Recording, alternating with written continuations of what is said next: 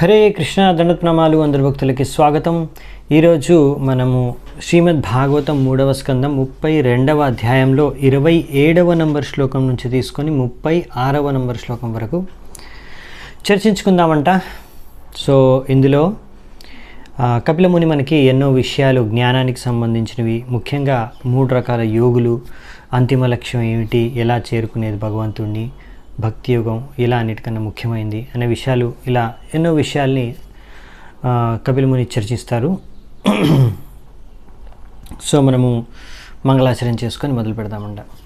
ఓం అజ్ఞానతిమిరాంధస్య జ్ఞానాంజనాశలాకయ చక్షోరున్మిళితం యేన తస్మై శ్రీ గురవే నమః. శ్రీచైతన్యమనోభీష్టం స్థాపితం యేన భూతలే స్వయం రూపః కదా మహ్యం దదాతి స్వపదాంతికం. వందేహం శ్రీగురూన్ శ్రీయుతాపదకమలం శ్రీగురూన్ వైష్ణవాంశ శ్రీరూపం సాగ్రజాతం సహగణ రఘునాథాన్వితాం తం సజీవం సాద్వైతం సావధూతం పరిజనసహితం కృష్ణచైతన్యదేవం శ్రీరాధా కృష్ణపాదాన్ సహగణలలితా శ్రీవిశాఖాన్వితాంశ. నమా ఓం విష్ణుపాదాయ కృష్ణప్రేష్టాయ భూతలే శ్రీమతే భక్తివేదాంత స్వామినితి నామినే. నమస్తే సారస్వతే దేవి గౌరవాణి ప్రచారిణే నిర్విశేషః శూన్యవాది పాశ్చాత్యదేశతారిణే. నమో మహావదన్యాయ కృష్ణప్రేమప్రదాయతే కృష్ణాయ కృష్ణచైతన్య నామినే గౌరత్విసే నమః. హే కృష్ణ కరుణా సింధు దీనబంధు జగత్పతే గోపేశ గోపికా కాంత రాధాకాంత నమోస్తుతే. తప్తకాంచన గౌరాంగే రాధే వృందావనేశ్వరి వృషభానుసుతే దేవి ప్రణమామి హరిప్రియే. నీలాచలనివాసాయ నిత్యాయ పరమాత్మనే బలభద్రసుభద్రాభ్యాం జగన్నాథాయ తే నమః. వాంఛాకల్పతరుభ్యశ్చ కృపాసింధుభ్య ఏవ చ పతితానాం పావనేభ్యో వైష్ణవేభ్యో నమో నమః. జయ శ్రీకృష్ణ చైతన్య ప్రభు నిత్యానంద శ్రీ అద్వైత గదాధర శ్రీవాసాది గౌరభక్తవృంద. హరే కృష్ణ కృష్ణ కృష్ణ హరే హరే హరే రామ రామ రామ హరే హరే. హరే కృష్ణ. సో 27వ శ్లోకం. ఏతావాన్యేవ యోగేన సమగ్రేణ యోగినః యుజ్యతే భీమతో హ్యర్థో యత సంగస్తు కృష్ణశః. సో ఒక ముఖ్యమైన విషయం, అన్ని రకాల యోగులు అర్థం చేసుకునేది, ఒప్పుకునేది ఏంటి అంటే, ఈ యొక్క భౌతిక విషయాల నుంచి వైరాగ్యం పొందాలి. ఇది రకరకాల యోగ మాధ్యమంతో రకరకాల యోగులు రకరకాల విధులుగా ఈ విషయాన్ని వాళ్ళు చేరుకుంటారు. అంటే భౌతిక ఆసక్తిని వాళ్ళు వదులుకుంటారు, భౌతికంగా వైరాగ్యాన్ని పెంపొందించుకుంటారు. సో ముఖ్యంగా 3 రకాల యోగులు ఉన్నారు: భక్తి యోగి, జ్ఞానయోగి మరియు అష్టాంగ యోగి. ఇప్పుడు జ్ఞానయోగి ఏమంటే అతను ఆలోచిస్తూ ఉంటాడనమాట. అతని ప్రకారం ఏంటంటే, ఈ జ్ఞానయోగి ఆలోచించుకునే విధానం ఏంటంటే, ఇదంతా అబద్ధం, ఇదంతా అసత్యం, ఈ భౌతిక జగత్తు, భౌతికం, ఈ మొత్తం శరీరము, అసలు ఏమి కనిపిస్తుందో మనకు అదంతా కూడా ఈ భౌతిక ప్రపంచంలో అసత్యం, అసలు అది లేనే లేదు, ఇదంతా కల్పితం, మన భ్రమ అని అనుకోవడమే ఈ జ్ఞానయోగి విధి విధానం అన్నమాట. కనుక వీటికి మనం ఆసక్తులం అవ్వకూడదు. అసలైన సత్యం ఒకటే, అది బ్రహ్మ సత్యం, జగత్ మిథ్య. ఇది జ్ఞాని మార్గంలో అనుసరించే వాళ్ళు ఈ విధంగా ఆలోచిస్తారనమాట. ఈ విధంగా ఆలోచించి అప్పుడు వాళ్ళు ఈ యొక్క భౌతిక ప్రపంచం పైన విరక్తి, వైరాగ్యం పెంపొందించుకోవడానికి ప్రయత్నిస్తారు. అయితే ఇంకొకరు వచ్చేసి అష్టాంగ యోగులు. వాళ్ళు ఏంటంటే రకరకాల యోగాసన, మొత్తం యమ నియమ ఆసన ప్రాణాయామ ప్రత్యాహార, ధారణ, ధ్యాన, సమాధి, ఈ విధంగా వాళ్ళు సమాధి అవస్థకు చేరుకొని మొత్తం భౌతిక జగత్తుకి అతీతంగా అవ్వడానికి ప్రయత్నిస్తారు. ఆ విధంగా వాళ్ళు ఇలా యోగాసనాలు, యోగ పద్ధతి, అష్టాంగ యోగ పద్ధతి, హఠయోగ మాధ్యంతో ఈ భౌతిక విషయాలు, భౌతిక వస్తువులు, భౌతిక జగత్తు నుంచి విరక్తి, వైరాగ్యం పొందడానికి ప్రయత్నిస్తారు. సో కానీ ఈ రెండు మార్గాల కన్నా కూడా ఉన్నతమైనది, సరళమైనది ఏ మార్గం అంటే మన అన్ని ఇంద్రియాలను, మన చేతను, మనస్సుని అన్నింటినీ కూడా భగవంతుడి సేవలో యుక్తం చేసి భక్తి మార్గం ద్వారా మనం ఎంతో సులువుగా ఈ యొక్క భౌతిక విషయాలు, భౌతిక వస్తువులు, భౌతిక ప్రపంచం పట్ల మనము ఆసక్తిని తొలగించుకోవచ్చు, వైరాగ్యాన్ని పెంపొందించుకోవచ్చు. ఇది భక్తి చేసుకోవడం, భక్తి మార్గం ద్వారా చాలా సునాయాసంగా మనము ఈ వైరాగ్యాన్ని పొందవచ్చు భౌతిక విషయాలు, భౌతిక జగత్తు నుంచి. సో అదే మనకి భగవద్గీతలో కూడా చెప్పారు, పరం దృష్ట్వా నివర్తతే. సో మన యొక్క ఇంద్రియాలు, మనస్సు అవన్నీ కొన్ని ఒక పరం భగవంతుడి మీద, భగవంతుడి వైపు, భగవంతుడి సేవలో నిమగ్నమైపోతే అప్పుడు మనం ఎంతో సులువుగా ఈ భౌతిక విషయాల్ని ఇవన్నీ వదిలేయచ్చు. సో ఈ విషయాలు మనకు పదే పదే ఈరోజు మనం చూస్తాము. ఎలా భక్తి యోగం అనేది ఉన్నతమైన మార్గం, ఆ సరైన జ్ఞానాన్ని మనకి కపిల ముని ఇప్పుడు వచ్చే శ్లోకాల్లో ఈ విధంగా అందిస్తున్నారన్నమాట. జ్ఞానమేకం పరాచీనైరింద్రియైర్బ్రహ్మ నిర్గుణం అవభాత్యర్థరూపేణ భ్రాంత్యా శబ్దాది ధర్మిణ. ఈ విధంగా ఎవరైతే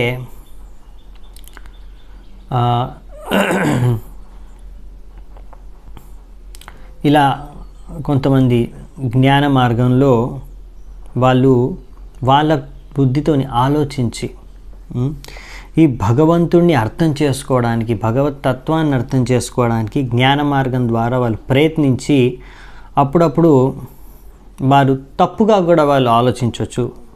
వాళ్ళు ఈ విధంగా తప్పుగా ఆలోచించి దాని ప్రకారం ఇదంతా కూడా మిథ్య, ఇదంతా కూడా సత్యం కాదు అనే విషయాన్ని నిర్ధారణ చేసుకుంటారు. కానీ ఇది సరైన సిద్ధాంతం కాదనమాట. బ్రహ్మ సత్యం, జగత్ మిథ్య అనేది ఇది ఒక కల్పితమైన సిద్ధాంతం. ఈ మాయావాదులు, నిరాకరవాదులు లేకపోతే ఇటువంటి జ్ఞానులు నిర్మించిన కల్పిత సిద్ధాంతం అన్నమాట. ఇది వైష్ణవులు, మనమందరం వైష్ణవులం. సో వైష్ణవులు ఈ యొక్క సిద్ధాంతాన్ని స్వీకరించరు. ఓకే, ఎందుకు అంటే మీకు ఇక్కడ 2 ఉదాహరణలు ప్రభుపాదులు వారు ఇస్తున్నారు. ఇంగ్లీష్లో ఒక సామెత ఉంది, all that glitters is not gold అని. అంటే మెరిసే ప్రతి వస్తువు బంగారం కాదని. సో బంగారంలాగా రంగుండి మెరుస్తున్నంత మాత్రం అది బంగారం కాదు, కరెక్టే. కానీ ఇది బంగారం కాదు అంటే కరెక్టే, నమ్మొచ్చు, అది సత్యమే. కానీ ఆ వస్తువే లేదు అనేది మాత్రం అసత్యం. సరే అది బంగారం కాదు, కానీ ఏదో ఒక వస్తువు కదా, అది వేరే ఏదో ఒక మెటల్ ఉంది కదా.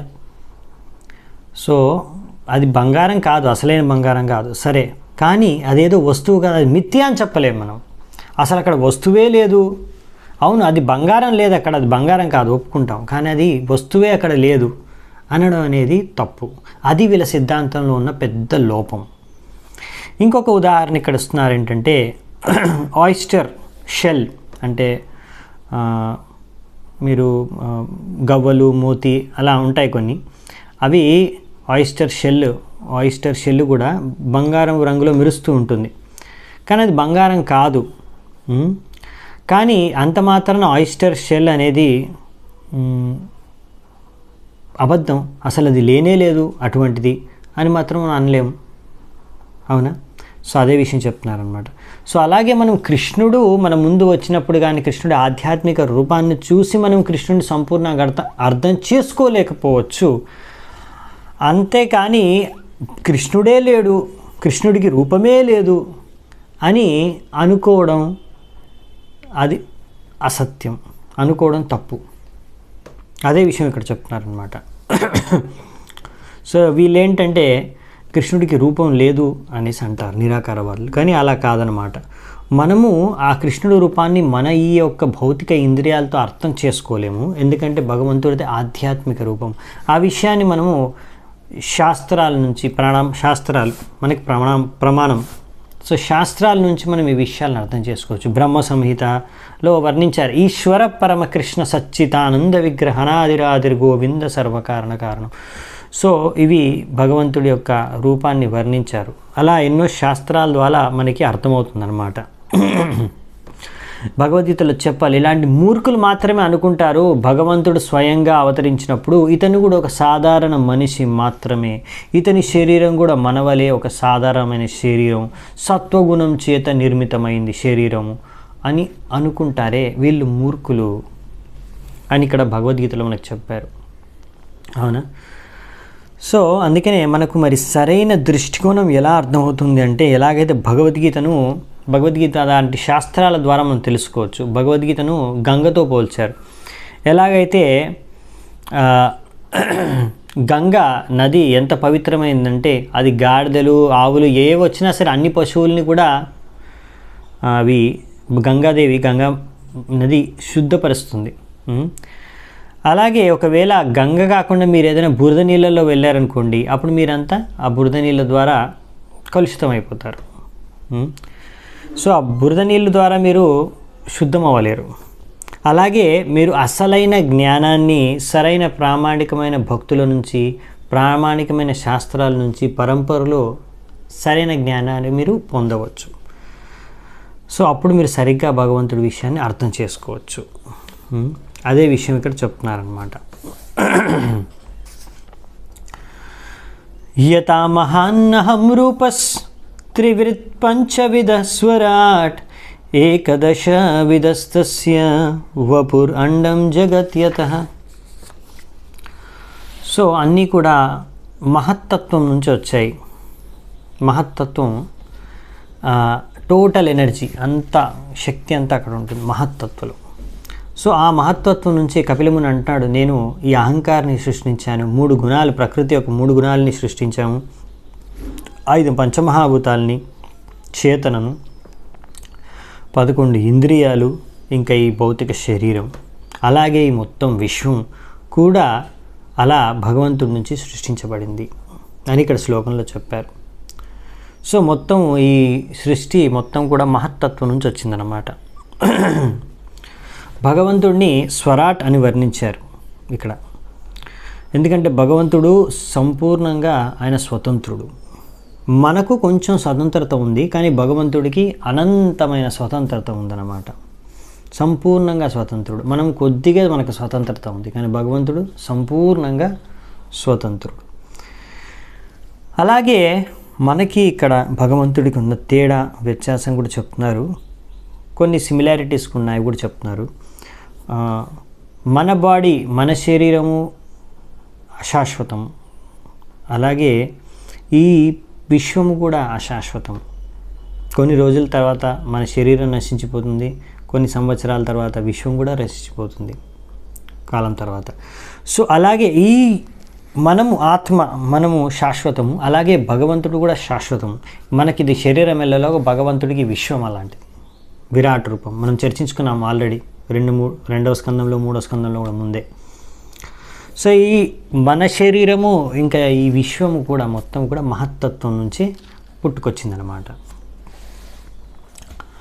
ఇంకా మన చేతన భగవంతుడి చేతన, మన చేతన మళ్ళీ పరిమితమైన చేతన. మన చేతన ద్వారా మనం మన శరీరంలో ఏం జరుగుతుందో కూడా కంప్లీట్గా సంపూర్ణంగా అర్థం చేసుకోలేము. ఏవో కొన్ని విషయాలు మన చేతన ద్వారా మనం అర్థం చేసుకోగలం. కానీ భగవంతుడి చేతన అనంతం. భగవంతుడు పరమాత్మ రూపంలో ప్రతి ఒక్కరి హృదయంలో ఉండి, ప్రతి ఒక్కరి శరీరాన్ని, మొత్తం విశ్వాన్ని, ప్రతి ఒక్క మూలన ఏముందనేది ఆయనకు తెలుసు భగవంతుడికి. అందుకే ఆయన చేతన అనంతం అన్నమాట.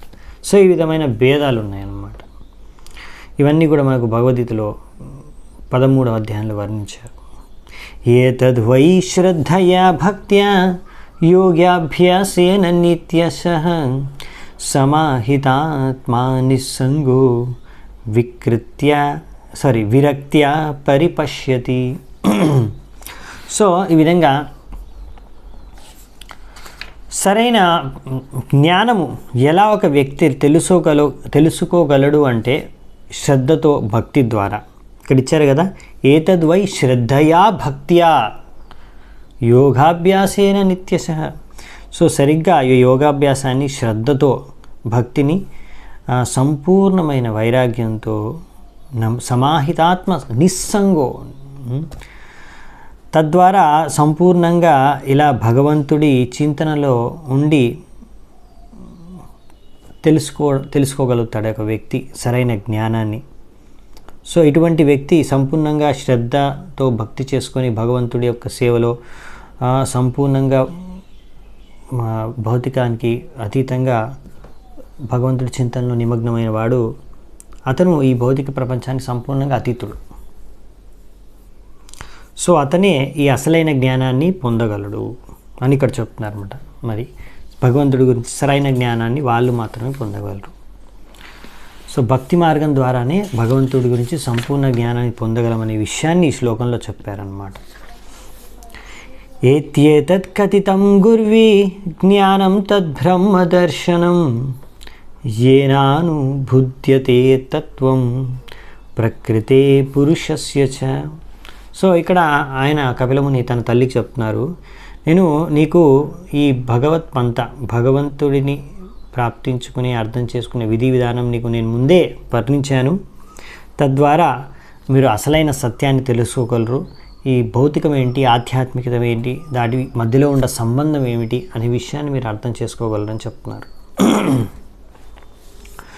జ్ఞానయోగశ్చ మన్నిష్టో నైర్గుణ్యో భక్తి లక్షణ ద్వయోరప్యేక ఏవార్తో భగవచ్చబ్ద లక్షణ. సో అలాగే ఎంతగా ఒక వ్యక్తి పరిశోధన చేస్తే ఆ పరిశోధన అంతా కూడా భగవంతుని అర్థం చేసుకోవడంలోనే ఆ పరిశోధన యొక్క పరిపూర్ణత. ఈ విధంగా సంపూర్ణంగా భగవంతుని ఒక వ్యక్తి అర్థం చేసుకున్నప్పుడు అతను 3 గుణాల నుంచి ముక్తుడైపోతాడు, దాని యొక్క ప్రభావం నుంచి. ఇంకా భక్తి యొక్క స్థాయిని చేరుకుంటాడు. ఇలా భక్తి ద్వారానో పరిశోధన ద్వారానో అతను భగవంతుడిని చేరుకోవాల్సిందే, భగవంతుడే లక్ష్యం అని ఇక్కడ చెప్తున్నారు.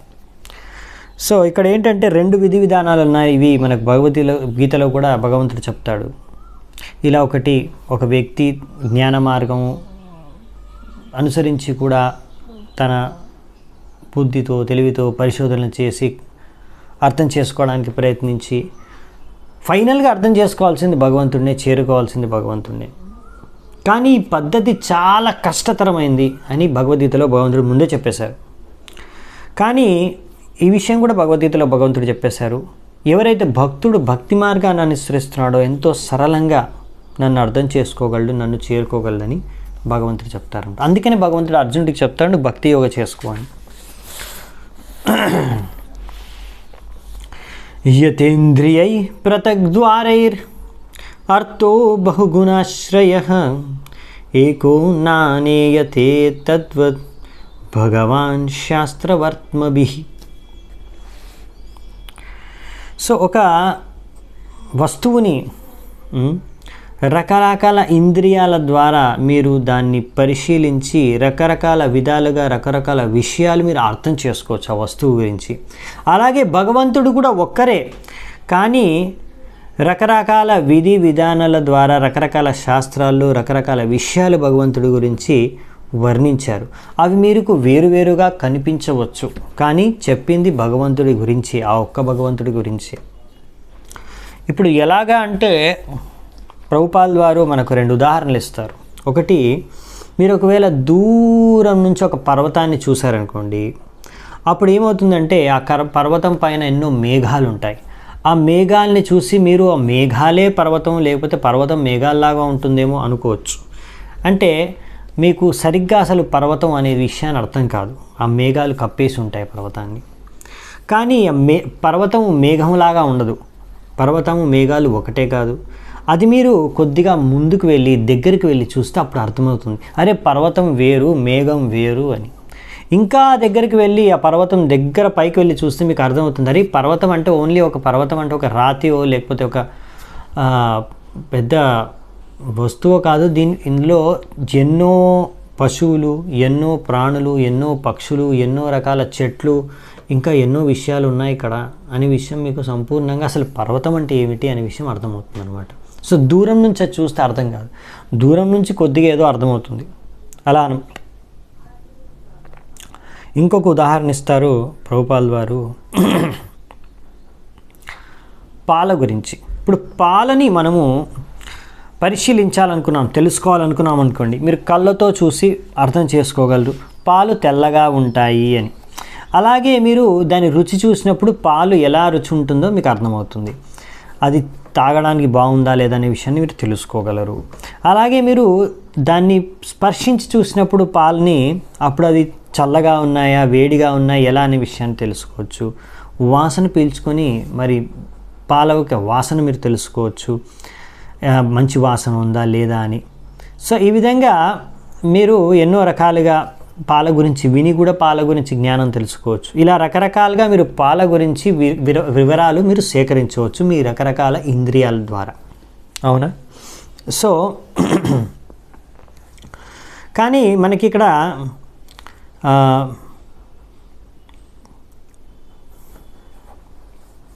ఏం చెప్పారంటే, ఇలా ఒక్కొక్క ఇంద్రియాల ద్వారా మీరు ఒక్కొక్క విషయాన్ని పాల గురించి అర్థం చేసుకోవచ్చు. కానీ ఇదంతా కూడా పాల గురించే, వేరే విషయం గురించి కాదు. అలాగే భగవంతుడిని కూడా మీరు రకరకాల విధి విధానాల ద్వారా మీరు జ్ఞానయోగం, అష్టాంగ యోగం, భక్తి యోగం అన్ని విధాలుగా మీరు భగవంతుని అర్థం చేసుకోవడానికి ప్రయత్నించవచ్చు. కానీ ఎలాగైతే మీరు పాలని అసలుగా అర్థం చేసుకోవాలంటే రుచి చూసినప్పుడు మీకు మొత్తం సంపూర్ణంగా అర్థమవుతుందో, అదే విధంగా భగవంతుడిని మనం భక్తి మార్గం ద్వారా సంపూర్ణంగా అర్థం చేసుకోవచ్చు. భక్త్యా మామభిజానాతి అని భగవంతుడు స్వయంగా భగవద్గీతలో చెప్పారు. అందుకనే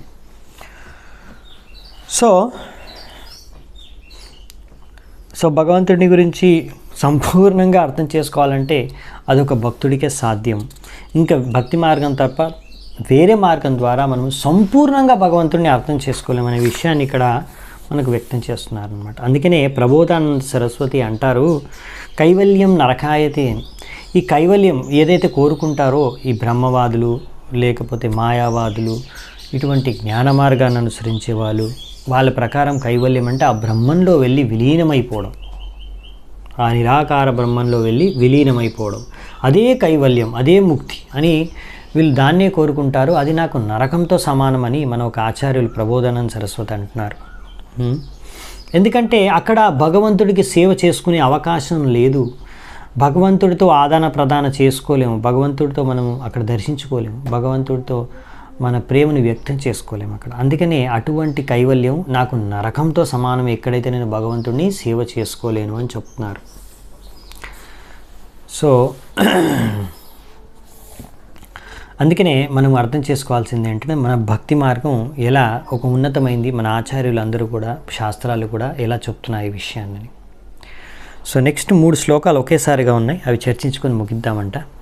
క్రియయా క్రతుభిర్దానైస్ తపస్వాధ్యాయమర్షణై ఆత్మేంద్రియ జయేనాపి సన్యాసేన చ కర్మణాం యోగేన వివిధాంగేన భక్తి యోగేన చైవ హి ధర్మేనోభయ చిహ్నేన యః ప్రవృత్తి నివృత్తిమాన్ ఆత్మతత్వబోధేన వైరాగ్యేన దృఢేన చ ఈయతే భగవానేభిః సగుణో నిర్గుణస్వదృక్. ఇప్పుడు ఈ 3 శ్లోకాలు కలిపి అర్థం ఇక్కడ ఇచ్చారు. ఏమంటే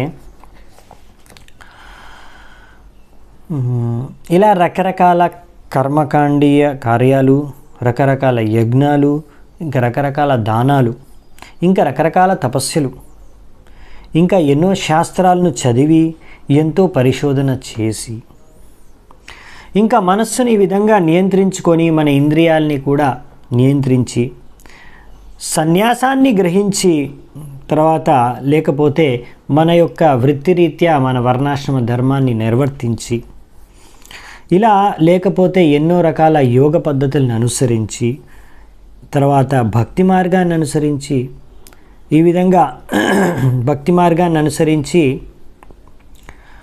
వైరాగ్యము ఆసక్తి by exhibiting the process of devotional service, అందులో వైరాగ్యం ఆసక్తి రెండూ ఉన్నాయి.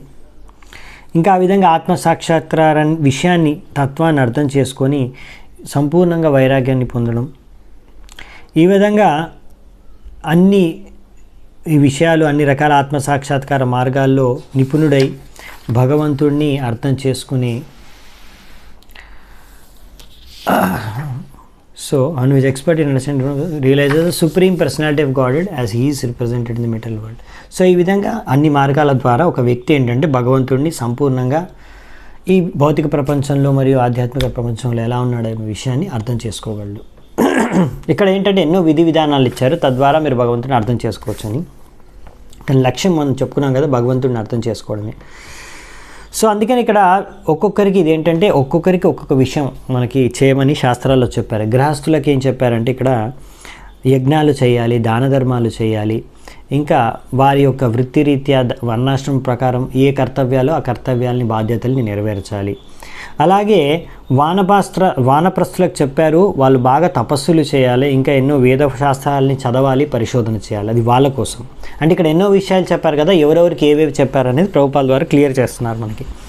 అలాగే బ్రహ్మచారులకి వేదశాస్త్రాల్ని గురువు యొక్క అధ్యక్షతలో వాటిని చదువుకోవడం, ఇంకా సన్యాసం ఆశ్రమంలో ఉన్న వాళ్ళు మనస్సుని ఇంద్రియాలని జయించడం, నియంత్రించడం. సో ఇవన్నీ కూడా ఇలా విధంగా భక్తి యోగలో చేయాలి అని, భక్తి యోగేన చైవహి అని ఇక్కడ మనకు శ్లోకంలో చెప్పారు. అంటే మీరు ఈ కార్యాలు ఏవి చేసినా మీ వర్ణాశ్రమానికి తగ్గట్టుగా అవన్నీ కూడా మీరు భక్తితో చేయాలి అని. అలా భక్తి ఉన్నప్పుడే అది అసలైన ఫలాన్ని మీకు ఇవ్వగలుగుతుంది అని. యత్ కరోషి యదశ్నాసి యజ్జుహాసి దదాతి యత్ అని భగవద్గీతలో కృష్ణుడు చెప్తాను, మీరు ఏది చేసినా సరే నా కోసం చేయండి, భగవంతుడి కోసం చేయండి. సో ఏది అర్పించినా భగవంతుడికి అర్పించండి అలా. సో మనం చేసే మన కార్యాల్లో మన వృత్తిరీత్యా వర్ణాశ్రమం ప్రకారం మనం ఏ కార్యాలైతే చేస్తున్నామో అందులో మనకు భక్తి ప్రాధాన్యంగా ఉంటే తప్పకుండా మనము ఆ అంతిమ లక్ష్యాన్ని చేరుకోగలము. సో భోక్తారాం యజ్ఞ తపసాం అనే విషయాన్ని మనం అర్థం చేసుకోవాలి. భగవంతుడే భోక్త, అన్ని యజ్ఞాలకి ఆయనే భోక్త. ధర్మేనో భయ చిహ్నేన.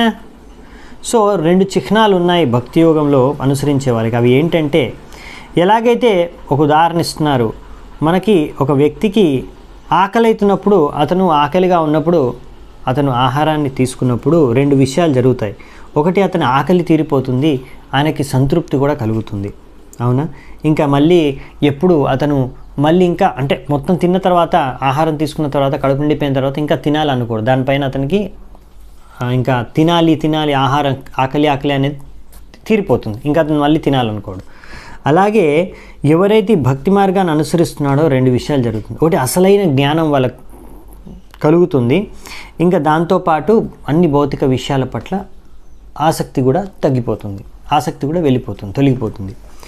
సో ఈ విధంగా ఈ భక్తి మార్గంలోనే ఈ రెండు విషయాలు ఒకేసారి జరిగిపోతాయి. ఇవి 2 చిహ్నాలు అని చెప్తున్నారు అనమాట. అందుకనే ఈ భక్తి మార్గాన్ని ఎలా అనుసరించవచ్చు? నవవిధ భక్తి ద్వారా. సో ఈ విధంగా భగవంతుణ్ణి ఆత్మతత్వ బోధేన, అంటే ఆత్మతత్వం కూడా సరిగ్గా అన్నీ అర్థం చేసుకొని, ఒకవేళ అంటే ఏంటి, మనం అసలైన ఆత్మసాక్షాత్కారం అంటే మనం అర్థం చేసుకోవడం, మనం ఎవరు, మనము శాశ్వతంగా భగవంతుడి యొక్క సేవకులం. జీవేర స్వరూపోయి కృష్ణేర నిత్య దాస్. సో మనం ఎప్పుడు కృష్ణుడి యొక్క దాసులము అనే విషయాన్ని అర్థం చేసుకొని భగవంతుడి సేవలో మనము యుక్తమవడమే జీవితం యొక్క లక్ష్యం అన్నమాట. ఎందుకంటే ఈ ప్రపంచంలో ప్రతి ఒక్కరూ ఏదో ఒక సేవ చేస్తున్నారు, ఎవరికో ఒకరికి సేవ చేస్తున్నారు. ఒకవేళ భగవంతుడికి సేవ చేయకపోతే వాళ్ళు వేరే ఎవరికో ఒకరికి సేవ చేస్తున్నారు.